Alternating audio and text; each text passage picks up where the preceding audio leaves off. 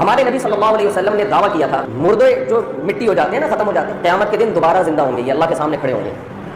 اس پہ ایک مشرک قبرستان کی پرانی بوسیدہ ہڈی نکال کے لایا اور کہنے لگا من یحیی العظام وہی رمیم، سورہ یاسین کا آخری رکوع آپ پڑھیں کہ اے محمد صلی اللہ علیہ وسلم آپ کہتے ہو یہ مردے قیامت کے دن دوبارہ زندہ ہوں گے، تو بھلا ان بوسیدہ ہڈیوں میں جان دوبارہ کون ڈالے گا؟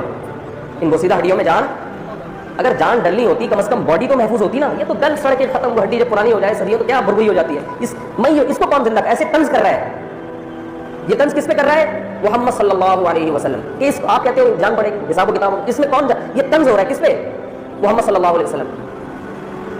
لیکن جواب نبی صلی اللہ علیہ وسلم نہیں دے رہے، بلکہ جواب کون دے رہا ہے؟ اللہ نے سورہ یاسین کا آخری رکوع نازل کیا اور نبی سے کہا کہ اس کو پڑھ کے سنا دیں۔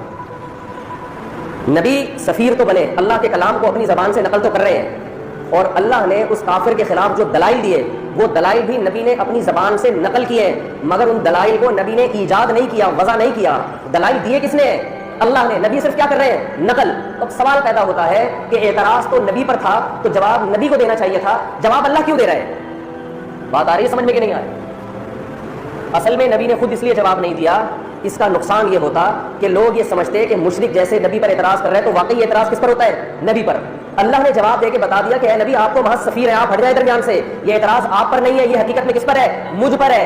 یہ نالائق آدمی آپ کا لیبل لگا کے لوگوں کو الو بنانے کی کوشش کر رہا ہے، کیونکہ اللہ پہ ڈائریکٹ کوئی اعتراض بولو کر نہیں سکتا، تو اس لیے آپ جواب دیں گے تو مناظرے کا اور بحث کا رخ چینج ہو جائے گا۔ کوئی کافر یہ تو نہیں کہہ سکتا میں اللہ پہ اعتراض کر رہا ہوں نا، اس سے تو لوگ کہیں گے بھائی تو کون ہوتا ہے، اللہ سے بھی بڑا ہو گیا تو ہر معترض نا لیبل عنوان چینج کرتا ہے۔ اپنا مقابلہ کبھی محدثین سے مجتہدین سے نہیں، وہ اپنے مقابلے میں کسی چھوٹے آدمی کو لے کر آئے گا تاکہ لوگ اس چھوٹے کی مخالفت کریں اور اس کو زندہ باد کے نعرے لگائیں، لیکن حقیقت میں لوگوں میں اتنی سینس نہیں ہے، وہ یہ نہیں دیکھ رہے کہ یہ اس پر اعتراض نہیں ہو رہا ہے، یہ اعتراض کسی اور پر ہو رہا ہے، اور جواب دینے والا اس کا نمائندہ بن کے جواب دے رہا ہے، وہ اپنا دفاع نہیں کر رہا، وہ مجتہدین کا محدثین کا دفاع کر رہا ہے۔ وہ سمجھ میں آ رہی ہے بات کہ نہیں آ رہی؟ تو قرآن نے کیا جواب دیا؟ نبی نے جواب نہیں دیا، قرآن نے جواب دیا۔ قرآن نے جواب یہ دیا اولم یر الانسان انا خلقناہ من نطفۃ، کیا انسان دیکھتا نہیں ہے ہم نے اس کو پانی کے ایک ناپاک قطرے سے پیدا کیا، فاذا هو خصیم مبین۔